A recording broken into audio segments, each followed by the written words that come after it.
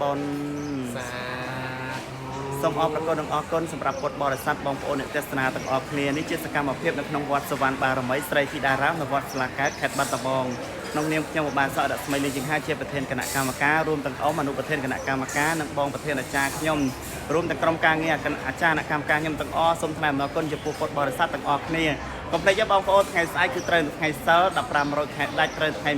25ខែ6ឆ្នាំ2025គឺជាថ្ងៃវេនប្រគេនចង្ហាន់ប្រចាំក្នុងមួយខែម្ដងសូមគោរពអញ្ជើញពុទ្ធបរិស័ទចូលរួមដល់សេចក្តីជ្រះថ្លាសូមអនុមោទនាសូមអរគុណនិងអរគុណរៀបប្រកេននឹងជួនដំណឹងទៅដល់ពុទ្ធបរិស័ទទាំងក្នុងនិងក្រៅប្រទេសទាំងអស់គ្នាថានៅក្នុងវត្តសវណ្ណបារមីស្រីធីតារាមនៅវត្តស្លាកែតស្ថិតនៅក្នុងភូមិដើមស្ពៃសង្កាត់ស្លាកែតក្រុងខេត្តបាត់ដំបងគឺយើងមានការកសាងមហាកុដដែលមានបណ្ដោយ30ម៉ែត្រទៅទឹក18ម៉ែត្រនិងកម្ពស់3ជាន់ត្រូវការសទ្ធាពុទ្ធបរិស័ទទាំងក្នុងនិងក្រៅប្រទេសទាំងអស់គ្នា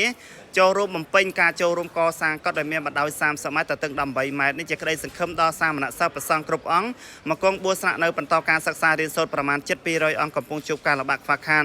សូមបញ្ជាក់ថាឥឡូវនេះយើងត្រៀមចាក់ឡើងសន្លឹកផ្សងសេចន្ទទី3ថវិកានៃការសាងសង់នឹងមានការខ្វះខាតច្រើនសង្ឃឹមតាមវីដេអូនេះបងប្អូននឹងបានជួយ like ជួយ share និងមានសទ្ធាជ្រះថ្លាចូលរួមទាំងអស់គ្នាសូមអនុមោទនាសូមអរព្រគុណនិងអរគុណ